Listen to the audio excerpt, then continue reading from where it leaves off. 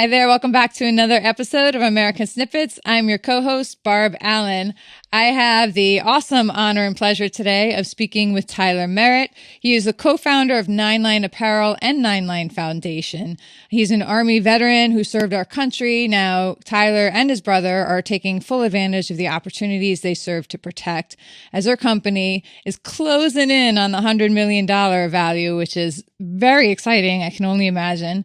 Patriotism, hope, and trust in one's countrymen is their focus, and they also give back, helping veterans one veteran at a time until recently, kicking it up a little with their Veterans Village initiative, which I'm very excited to talk about as well. Tyler, thank you so much for taking the time to join us today. Oh, thank you for having me on.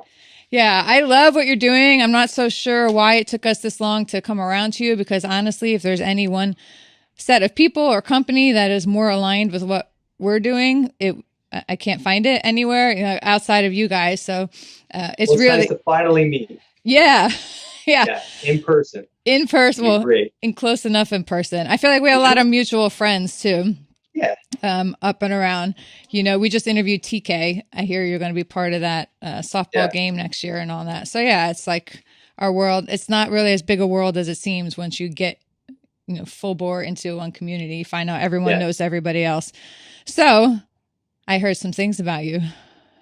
All true.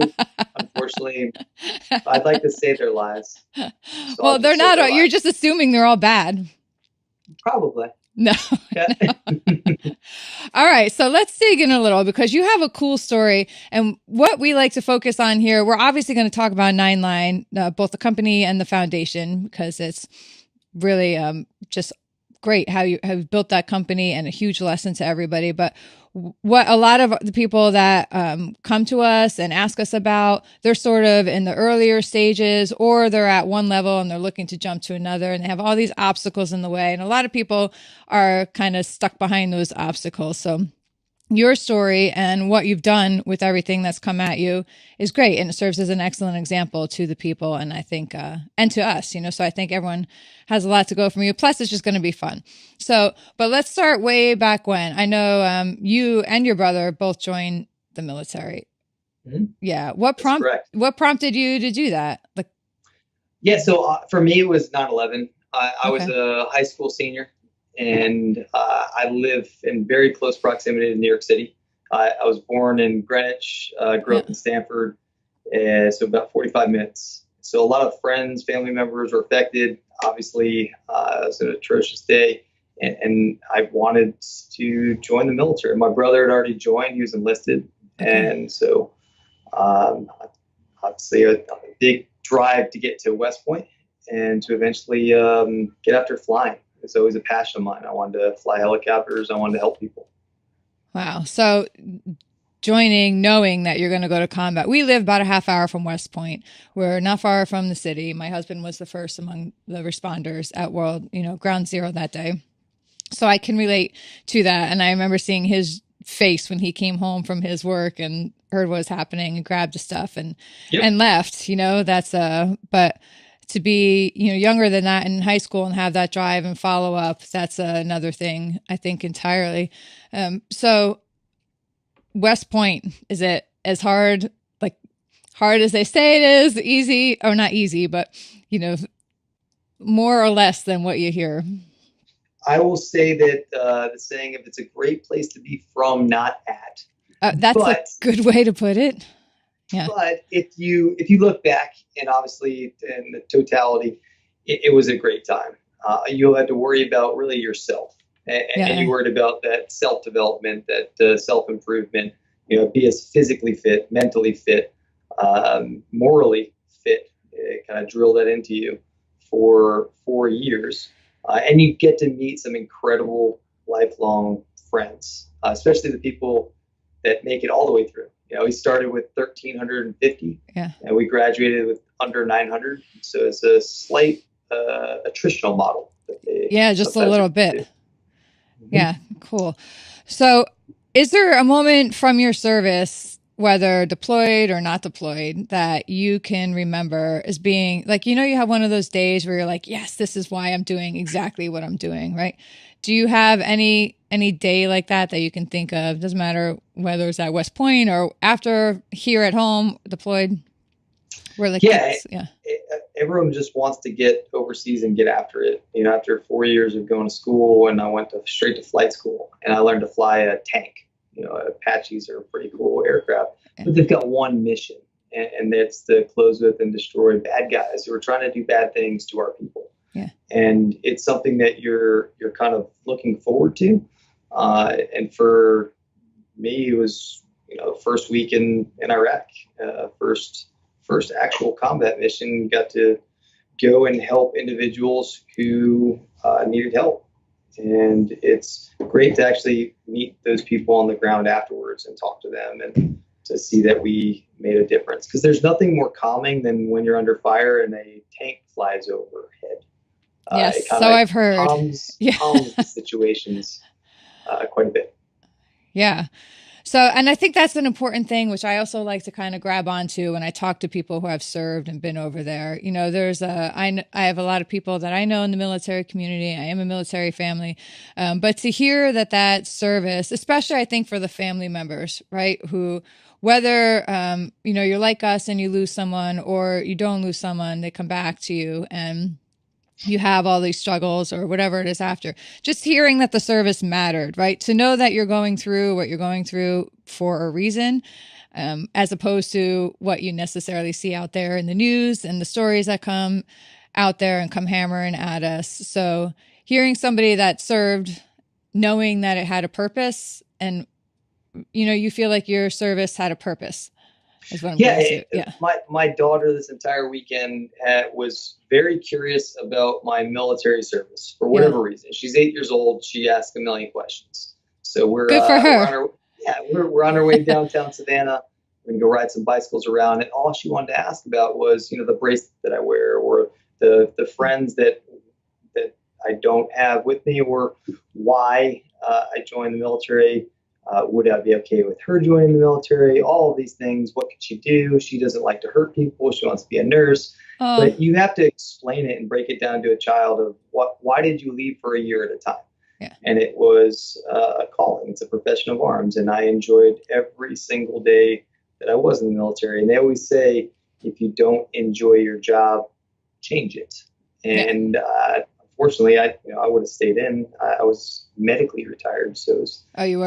Okay. It was easier to kind of segue out, but I really do miss it. I enjoyed every opportunity to go and serve with some incredible people. All right. So when you came home, I'm sure you're aware, I know you're aware, that a lot of times our veterans will kind of hit this gap, right? And some people fall into the gap. Some people are able to get through it, over it, whatever it is. But how was that for you when you got home? Did you hit that like, oh my God, what do I do now? Or was it an easier service for you? Yeah, no, I don't think I want to propose anyone follow in my footsteps. I didn't transition as well, and I made a lot of mistakes. So learn from other people's mistakes for sure and try to do better. But I think there's a lot more openness. People are trying to be open about their feelings. What are they going and verbalize it rather than just internalize it. Yeah. It's difficult. So were you able to find work when you got home, or was there a period where you didn't know what you were doing? I think for me and a lot of other guys in, say, this communities that we decided to join, it's not about a lack of work. It's about direction and purpose. Right. I can find a lot of things to do, but I was constantly filling the voids of time. Anything to stop me from having to go to sleep and trying to turn your brain off meant that you'd start thinking about things that you didn't want to think about. Yeah.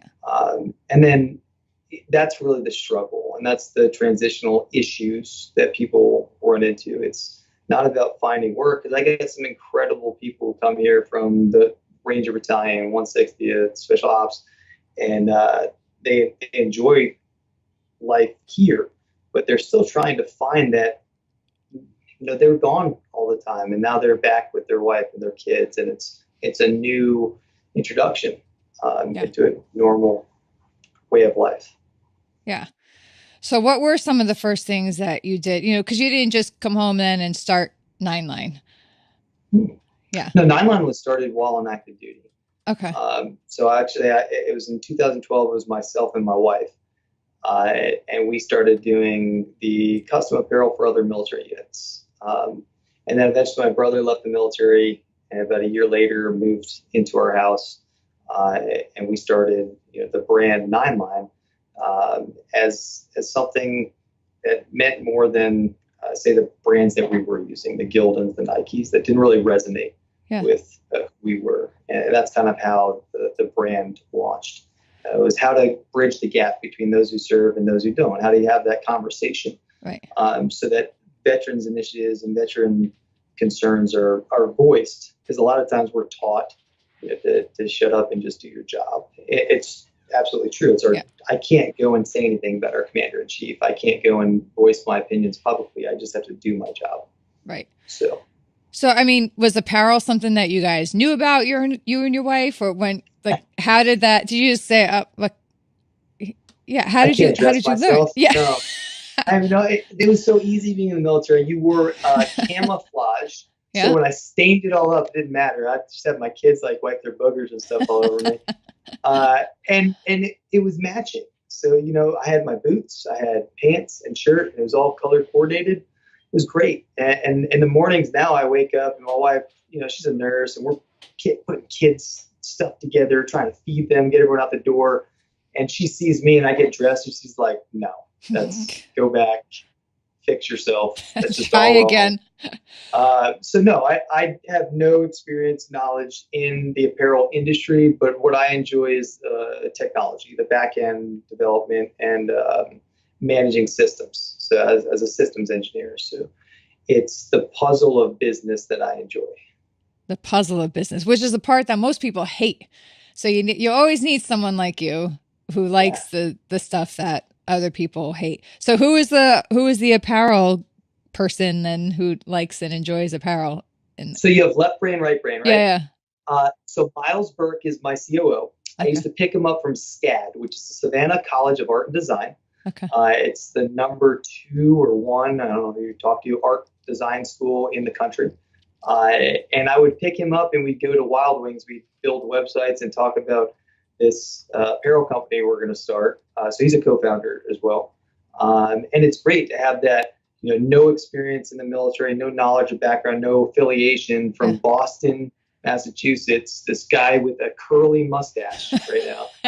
He's great. And he's just the nicest human being in the world, smartest, most driven, incredible artist. So he is that side. And then we both kind of meet in the middle with technology. We both enjoy that kind of puzzle. So it's, again, bringing civilians, non-military, non-police, to have an understanding and respect for the trials and tribulations of, say, first responders and military members. Yeah. So then how did you go from the idea at Wild Wings to opening your company? It goes with the mantra that I got at West Point. It's inscribed in my ring. It says, ready, fire, aim. Yep.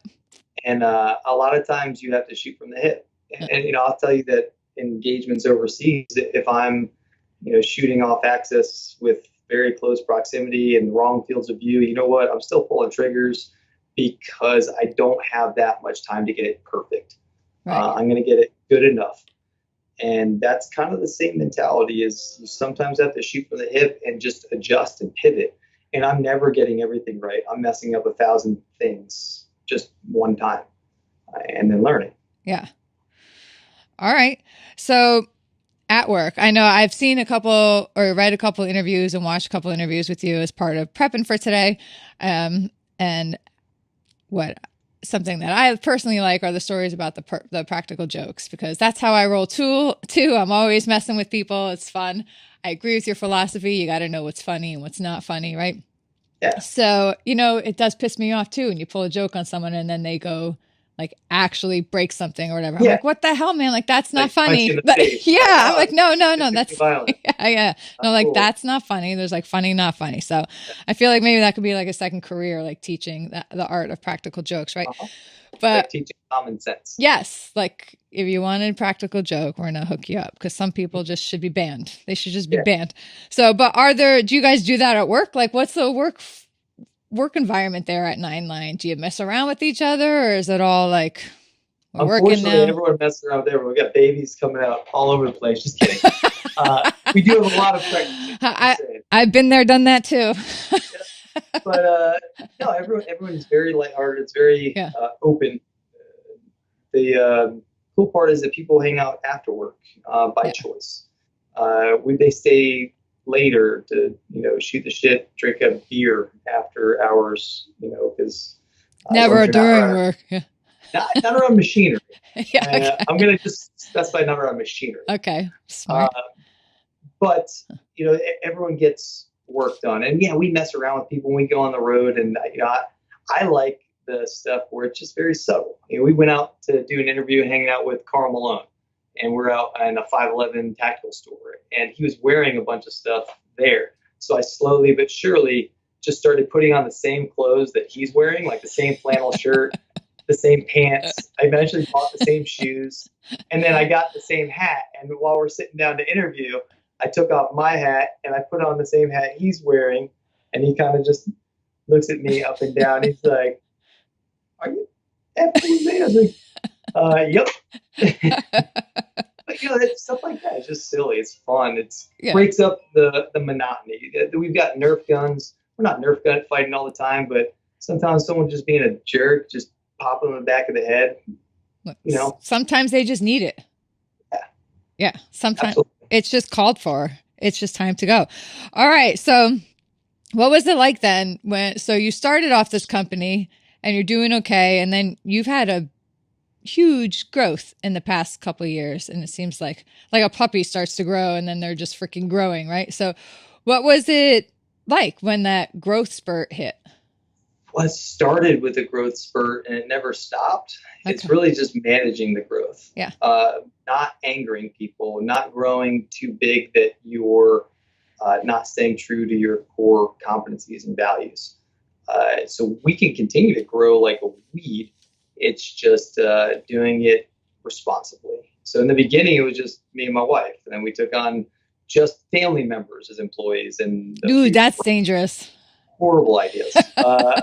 But then, you learn from a lot of these things and you start professionalizing. And now we have almost 200 employees, like a couple family members. I got my dad and my aunt, my uncle still working here. But and my wife, and your wife. Everyone else, it becomes family. Yeah. So we really do care about one another. And that's, obviously the true keys to success are the people. It's managing human capital. Yeah. So now you have this explosive growth, and I gotta talk. We won't go so far into it because I know you've probably talked this to death, but it did just happen. Is that Super Bowl ad and the issue? So, I mean, you saw that you had to have seen that happen to Grunt Style last year, where they were denied. Did you then expect hey, maybe we could face the same thing? Or were you like, no, they did it to Grunt Style, they got called out, they're not going to do it to us either? Well, there's a difference between, doing something knowing that you're going to get turned down and then, hoping that you don't. So we had planned for them to say, yes, we will let you do this Super Bowl ad. But we're not going to spend $1 million on the production quality. I think I spent like $25,000 total getting the entire thing up and running, which is nothing in a Super Bowl commercial ad. Yeah. Why would you keep it low budget? Well, first of all, I wanted to keep it real, which you don't get much more real than Mark Guy, Survivor Benghazi. Yeah. I just got off the phone with him a couple minutes ago, doing a bunch of other stuff together. And then, I had my buddy that we built a house for. You can't see it, but he's got missing his legs. He's an EOD soldier. And then you've got an employee of mine who's a former Ranger bad guy, Purple Heart recipient. This is a real video that I think would resonate more with the real human beings who watch the Super Bowl. Yes. But they're so out of touch with what people want to see, what they care about. They let the garbage be spewed by Nike. So yeah, I bankrolled and I had taken out, lines of credit, millions of dollars in lines of credit that Bank of America, if they called and said, hey, will you prepay for this ad? I would say yes, but they didn't even give me a bill. Like everyone said, oh, it was this expensive. You know that they don't publish how much it costs until afterwards, right? Yeah. So you submit the ad. They say yes or no based on content. So they didn't say no for content. Then they said a credit check and said, hey, get this back to us soon. 12 hours later, I got it back to them. The references included names with the end that ended at handy.com, handy.com, and then bankofamerica.com. And they only contacted one. They asked one question. Does Tyler or Nine Line pay bills on time every time? And the answer was yes. And then they never called the banker to say, how much money do you have? So they just denied us for credit. Right. And so, yeah, do I think that it would have been very expensive? Absolutely. Do I think it would have been very successful if it would have ran? Absolutely. It would have absolutely created a conversation, and it would be the center of attention on my company instead of Nike. Right. Because that's what Nike did. They said, hey, I want to be the center of attention. Look at me, look at me. Yep. I say, look at me. I put my money and my words, I take it to action. I want to see what Nike does. They don't stand for anything. I say that we do. And that's why I like the mantra of just stand for something. Yeah. But yeah, the commercial will hopefully air next year, because Fox News said that they will let us do it, and we're already talking to them about it. Awesome. So let's talk about your company mantra there. How you separate, or the line between like politics and patriotism. Is there a line? There isn't really a line between the two. Like patriotism isn't dependent on politics, but your company, and that's something that we scream out into the mountains too. It's it irritates us as well that people are getting so caught up in all this crap going on out there that they're, patriotism is like the casualty of it all, right? And just because people are pulling these strings and everybody's reacting. So patriotism, hope, and trust in one's countrymen is a line that is attached to Nine Line. What does that mean to you? Can you explain a little like where that came from or why that's important to you? And when you expand on that a little. Yeah, absolutely. So I think when it really boils down to it, standing for specific values at West Point, the mantra is duty, honor, country. Words have meanings. Each of those words can be broken down. You can have a seminar for months about it. And what I boil it down to is what do I teach my children? What do I explain to them when we're talking about why we go to war? What am I explaining to them about symbolism?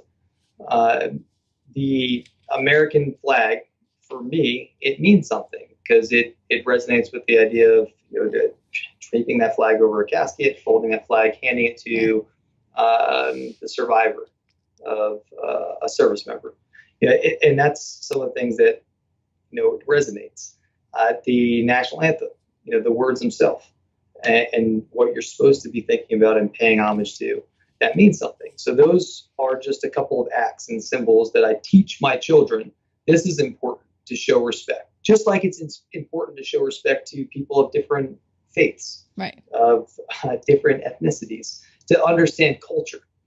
I travel around the world, a lot of places, really not good places, whether it be South America or even Peninsula, Iraq, Afghanistan, all the other great, wonderful places in the world.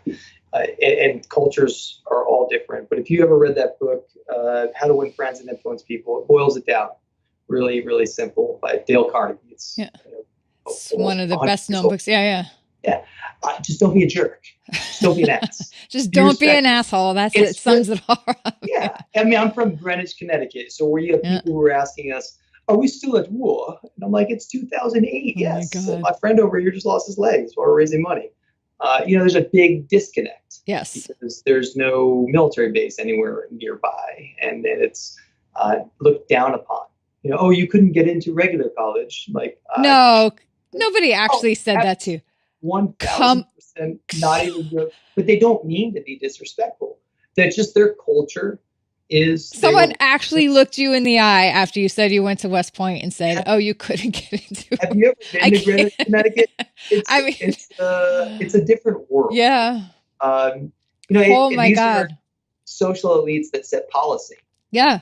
Because they own NFL teams. These are the owners. God. These are the ones that are so disconnected with reality because they're generational wealth, because they don't understand what it actually is to earn a dollar, or beyond dollars, that there's things beyond money that mean stuff to people. Like, I could give two craps about, at some point you have enough money that you don't have to worry about it. Your kids don't have to worry about it. And then what? Yeah. Oh my God. So what did you say to that person? I've had a lot of people say a lot of dumb shit to me, right? And a lot of it is they just don't get it. Like they're trying to say something nice and they just say something that makes you just want to like take their face and like slam it into the ground, right? But obviously you can't do that for real. Like, or maybe you can. Like, what do you personally say when somebody comes up to you and says, "Oh, Tyler"? I'm not going to mention what exactly I said, but I did, sarcastically crush their soul in the nicest way that they didn't even realize it, but everyone else did. But it down here in Savannah, the reason I love the fact that I live in Savannah is that everyone is genuinely nice. And when they encounter jerks, they say the same thing over and over. Oh, bless his heart. Exactly. Oh, bless your heart. And it's the nicest way to say F you and you're an idiot.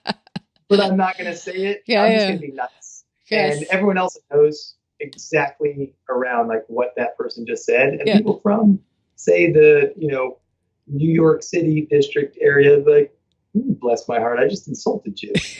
That's an idiot. Yeah. But that's what you have to do. You have to, and me, I got rid of, all the toxicity in my life. And there's a lot of things that I personally am not a person who should drink liquor. So that's not in my life. Because it's consuming. And there's sometimes there's toxic individuals. Yes. You know them, friends or family members that just, no matter what, you try to do good and you can never do enough. And they just will take more and more time and time and time. You have to get rid of those and set the example for your kids. Just not let that toxicity in your life, and bring good people around you. People who care about shared common values, not creating cults. Like, that's a good point to make. Yeah. Building a strong family-based relationship where I encourage people to go spend time with family. If it's not the crazy season here, go on vacation. It gets crazy busy, but set aside time for your family, because it's something that I do a horrible job at and want to do better. But everyone here really cares about the initiatives that we do, giving back to the community, giving back to those less fortunate. And I think they like that. They're proud to work here. Yeah. And that's a culture that huge corporations can learn from, right? Because when you have people who are invested in what they're doing, your whole company is going to run better when people actually care and don't walk in already like looking at a time clock, waiting to leave and go out. Like when they walk in and they're actually focused on their job and everyone's working together, it's better overall for a company. It's true. Would you say? Yeah. People have to learn how to decentralize. And that's the hardest part, is that these large organizations, and I've been part of the largest organization in the country. I mean, the Army, Special Operations Command, our budget, our people, it's incredible, but the decision making is so slow. Until you can get to an organization that decentralizes. That's why Special Operations does so much better than Big Army with getting things done quickly and being agile. But it's hard to become large and not stovepipe the decision making.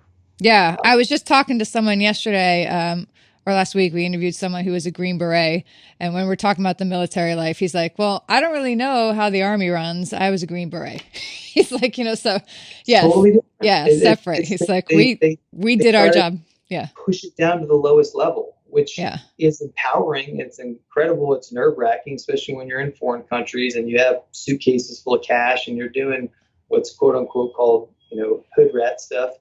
But it's awesome and it's exciting.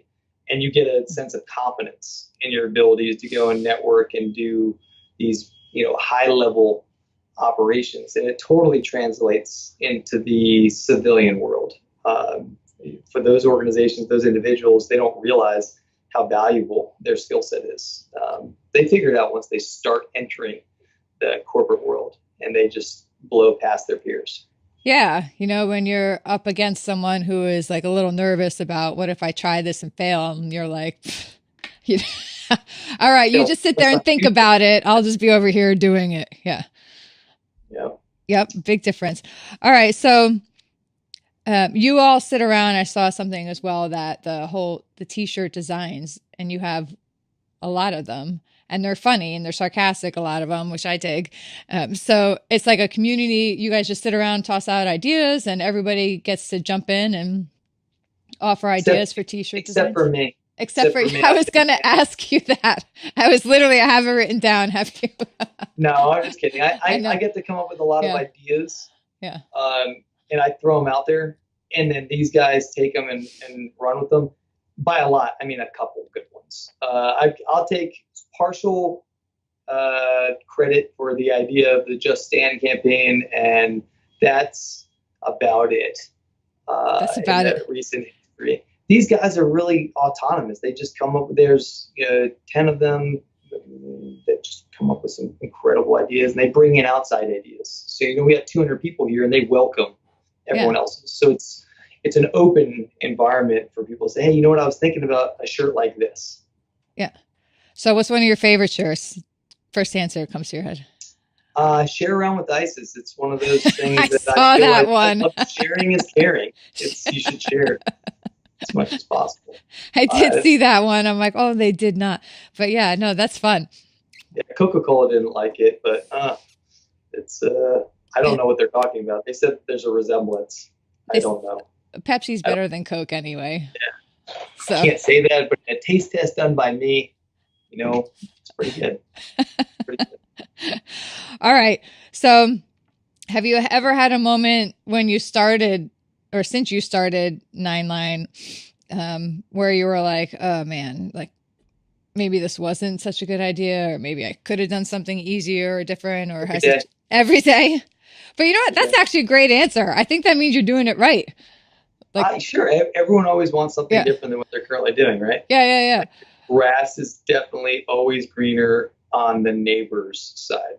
Yeah. So, I think everyone gets stressed about life all the time. I'm definitely not an exception, but I love coming to work every day. Yeah. It's not the people. It's just the stresses of work and the stresses of responsibility. But once you realize that that's never going to change until apparently you die or win the lottery. Stop it, Jesus.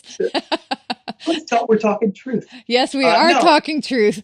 It's not a morbid, it's not a bad thing. Yeah. It's just dealing with it. It's figuring out what makes you happy. Like this weekend, I got to hang out with friends, family members, employees, kids, all running around my house. I had motorcycles running around, teaching my 8-year-old how to ride a dirt bike for the first time, going downtown, eating some good food.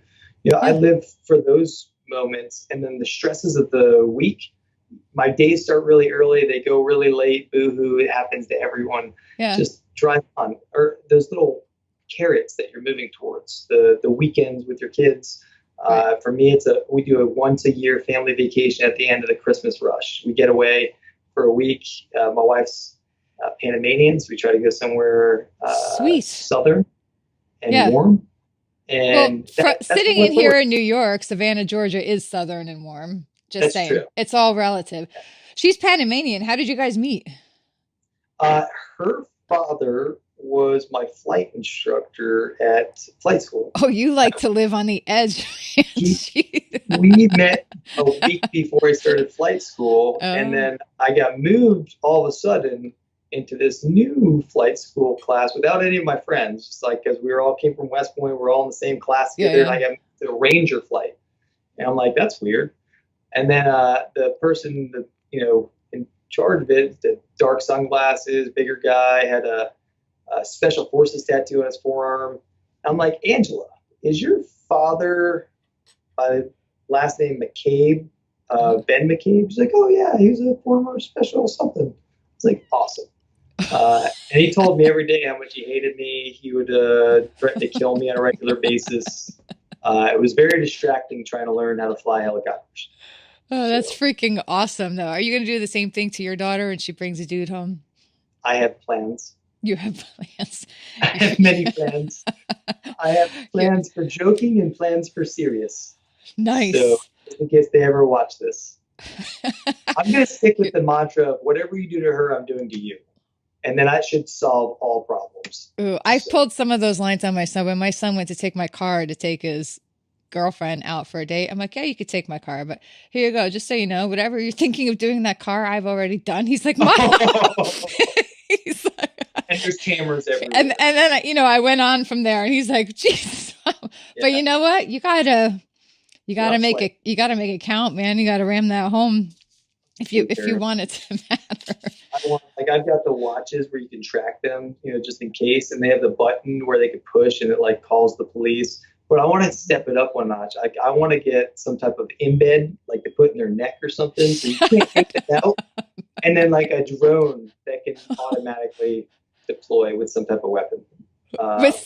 With some type of weapon, like a Nerf weapon, and escalate it to like a taser followed by a 50 cal. I don't see what the problem is with that. I think that should be fine. I think I'm okay up until the 50 cal part.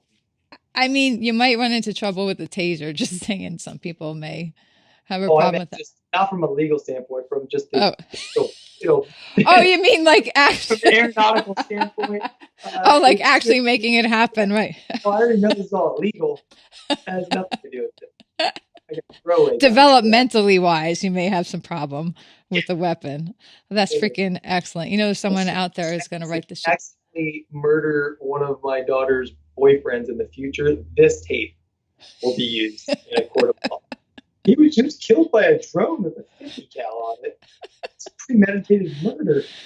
No, I don't see why that would be scary at all to anybody. And the oldest one is 8? She's 8, yeah. Yeah, all right. You got some time. She's like 20 years till she starts dating, so. I'm sure. Yeah, I'm sure. I have a 13-year-old stepdaughter now. It's a whole new world. She's not the same 13 I was. Let's just say that. My wife is a bikini fitness model. Oh, my God. Hoping that our daughters look like me. Otherwise, I'm in trouble. Good luck with that. Good luck with that. All right. I know we digress, but I love to do that. It's fun. Okay. So for anybody who hasn't served like in the military, a law enforcement, first responder, or isn't a family member who kind of sees and lives, you know, the byproduct of that, if you will, what message would you like to say to them about, you know, country and politics versus patriotism? I mean, you know, the current climate, like, what are your thoughts? Like, what would you say to someone who is like screaming about how this country sucks, or we're all doomed, or there's no opportunity here? Just in general, or are you talking to other service members that are serving? Or? No, not to a service member, to someone with no attachment to any service, military, law enforcement, first responder, you know, people who are out there doing that stuff. Yeah, for the guys who are serving, I'd say that you're already doing it, and just keep doing your thing. And people give them platitudes, and I know that I get them still. Sometimes you get frustrated. Just you're doing some incredible things. And for the people who have never served, nothing against them at all. It's just to have the respect and appreciation for those who are willing to make that ultimate sacrifice. And a lot of it you just don't understand. What some of these guys, buddies of mine, are doing to this day to keep you safe, and you'll never know. And they don't want you to know. You know, the SEALs who jump around and say, hey, I killed this person, I did that. It's a team effort. That's what most people believe. And they also believe in quiet professionals. You're never going to know about the things that we stopped from happening. And so to have an appreciation for those individuals and to give a benefit of the doubt. And there's bad apples out there, but don't let them define the organization. You know, the police, the firefighters, the military members. For understanding what patriotism is, true patriotism, it's understanding that there's problems and a million problems, but then taking action to fix it the right way. We live in the freest, most amazing country, and I say that from experience, and I'd say that talking to people who've immigrated here, family members, friends, they have incredible opportunity here, and they don't take it for granted, and they don't whine and complain like children without a plan on how to fix it. So I'd say to go take action in your community. And I like the idea of think globally, act locally. So if we can set the example here of how a for-profit can meet with some nonprofits and meet with government entities and say, hey, I can fix this problem. We'll call it veteran homelessness. Yeah, that in my community. Perfect segue. Yep. So I can't do it by myself. Right.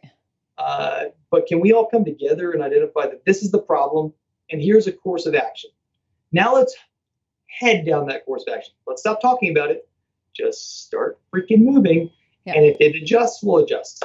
We're smart people and we'll find a way for it to work if we can put just a little bit of time, money, and effort into it. Yeah. So you're talking about work you're doing with Nine Line Foundation. And sure. It's an example, but not necessarily specific to, maybe there's similar issues with similar homelessness in different affinity groups. Maybe it's, and I know it's a fact because I'm on boards for other foundations, but say just women with children who need affordable housing. Whatever it is, look into the problem, understand it, learn as much as you can, and then come up with a course of action to fix it. Awesome. So can we talk quickly then about Nine Line Foundation? Because what you all are doing there is really cool. And this is part of what we love about your whole company itself. We talk about life, liberty, pursuit of happiness, but we always feel like they leave off the dangling ends, the responsibility to give back and help other people do the same, who need it. And you guys do that. You're giving back. You're helping other veterans who maybe have, other problems attacking them where they're kind of caught in that gap and falling through. So can you talk about this Veterans Village that you're starting or working on? You already started is really cool. Can you tell a little bit about that? Man, we have, where do you begin? So the initiative itself is a massive project with a lot of people involved, bringing this whole thing together. For us, our involvement came after we finished our last house in April for an individual home. And we built houses around the country for a severely wounded veteran who has a support network, a family, friends nearby. So they're all around the country. The last one was in Texas, then it was Kentucky, it was DC. We were going to do one here in Savannah. The individual ended up losing his support network. It was a very atrocious situation. Had to get a lot of legal, police, people involved. Not going into specifics, but he has a support network, and there's a lot of people in that same situation. And when you're talking about blind, double, triple amputees with mental issues, there's a level of care that maybe we can't provide because we're an all-volunteer force, but there's organizations out there. Yeah. But we did find that there's a lot of individuals that don't have a support network and have no home. You're homeless veterans, that there's a reason they're on the street is because they've hit rock bottom or they're very, very close to hitting that rock bottom. And there's a large number of them that want to get out. They don't know how to reach out to friends and family, or they just don't have any. They've isolated themselves. They've got into drugs and alcohol, but now they want to get out. They've made some poor life decisions and they want to fix it. And these are guys who have finished basic training. They've served in the military. They've shown that they had the physical and mental ability to hold a very difficult position in the past. So we want to get them off the street as a homeless initiative, to get them off the street as a housing first, followed by training, working with Georgia Southern and creating vocational training programs in the art of aquaponics. As something that you can see the fruits of your labor. You can actually see the products being cultivated and produced, and you can learn the business model behind selling those produce. That's cool. And start spinning off different businesses and the proceeds from those businesses all going back into the nonprofit. So to create this self-sustaining ecosystem. So in theory, I don't need government funding, and I Yeah. don't want it. I'm actually turning it down.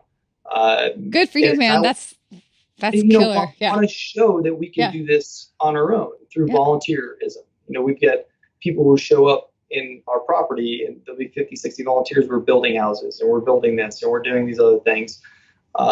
So we could do a lot with a little bit of money. You're talking hundreds of thousands, maybe a couple $1 million, and we'll have this thing complete by the end of the year. That's the plan. But there's a lot of people working together. I've got Georgia Southern representatives on their way here in a couple hours. We're talking about our aquaponics initiative. That's cool.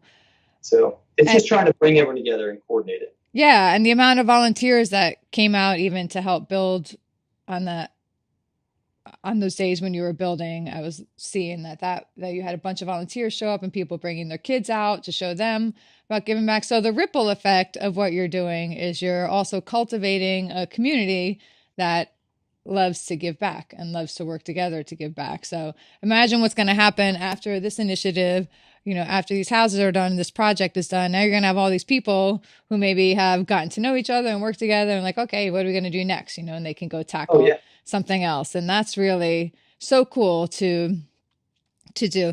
All right. So here, as we wind down, we talk a lot here at American Snippets about the American dream. This may be mildly redundant because we did touch on some of this before, but part of why we started this is we got tired of hearing everybody say like how screwed this country is and how there's no opportunity. And we believe the American dream is alive and well, available to anybody who wants it. So I would like to ask you, like, how do you define the American dream? I'd say it's where you see an opportunity to go after whatever it is that makes you happy, and the barriers to entry are you. There's no predefined destiny as it is in other countries, where you're born into a class, you're going to live in that class, you're not going to leave that class. You're not going to be given an opportunity to get a small business loan. You're not going to be given an opportunity to go to get free public education. And if you do, it really doesn't do anything for you. Yeah. So there's really nothing that's stopping you from achieving those SMART goals, those realistic goals, if you set them. And then you give up the things that are in the way, toxic individuals, toxic habits, and just stay focused. Awesome. So if there was somebody that I could call now, anybody in the world that you haven't met, that I could send over to your office today, you could spend the rest of the day with, hanging out, learning from, messing with, whatever it is you want to do, who would that be? Man, so is this like a fanboy crush? Like I could hang out and wear their skin? Yeah, whatever you want. Like, is this like a business person that I want to meet with? No, this is an athlete? Anybody. Like I just wave my wand and poof, they show up in your office. Are they living or dead? They have to be alive. They have to be currently alive. Yeah, my magic wand is only so good. Yeah, currently alive. Currently alive. That's it. They have to have a pulse. You know what? That's a really rough one. I think from a business standpoint, I would love to pick the brain of people like the Jeff Bezos. And I know he gets a lot of controversy and it's left and right, and it has nothing to do with anything other than what a brilliant mind. Yeah. To create that ecosystem. It's disrupted the world. So I'd love to know kind of how he feels about it. Kind of like the same thing with Zuckerberg. You created the social media phenomenon, but what you did is you almost destroyed humanity. Yeah. I don't know how to say it other than I have to constantly talk to my children about there's a real world. Yes. And there's things that you work for. And these two individuals disrupted it for the world, where everything's at your fingertips. And you can get it at a click of a button. And everything you do matters. So it's like gluttony and self-reflection all tied together. They made billions and billions and billions of dollars, but are they going to regret it? It could really make the world better or worse. Yeah. I can't say anything because I use them all the time and I'm guilty of it. But I know that now I'm trying to get back to the ways of, talking to people and making them put their phone down. Yes. And understand what it's like to wait for something and being worthwhile. I can just get it on Amazon tomorrow. Yeah. So I'd love to pick their brain and see, are they happy with what they've done, or do they feel like they might have destroyed the world? Yeah, interesting, because we've had people say those names before, but nobody with those questions. And those are, now I want to ask them that. That's a whole other topic to go down, because it's true. Thought-provoking. It is very thought-provoking. Super smart. Yeah. Just kidding.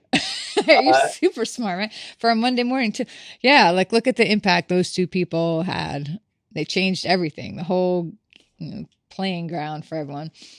All right, Tyler, thank you so much. Oh, go ahead. But he died. I'm just saying. Who? Hugh Hefner's dead. Hugh Hefner's dead. But he's dead. Yeah. Would have been the easiest, most jar-headed army thing to say. But I went with something thought-provoking. My bad. No, it's not bad. I know. It's a fun question to ask. And sometimes people ask us, I'm like, oh, depending on the day, I say someone else. But yeah, no, it's just fun to think about.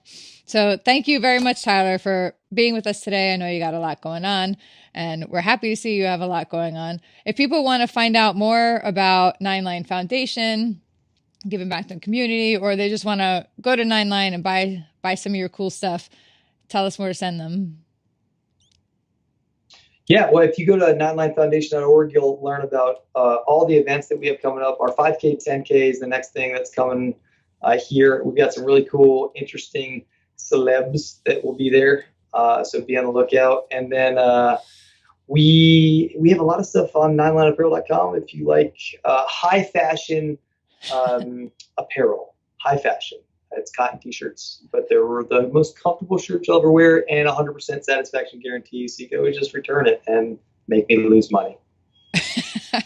Yeah, but in the long run, then you gain money because that's a loyal client you have. If you stand by your word, people are going to come back to you. Yeah. But if you just hate me and you're like, you know what, I just want to order this shirt, stick it up, and send it back. You could do that too. You could do that too. All right. Well, there you go, people. If you really have nothing better to do with your lives and you just want to mess with someone, order a 9 Line shirt, stink it up, send it back. That's crazy. Joke's on you. I collect those. All right. Thank you so much for taking time today.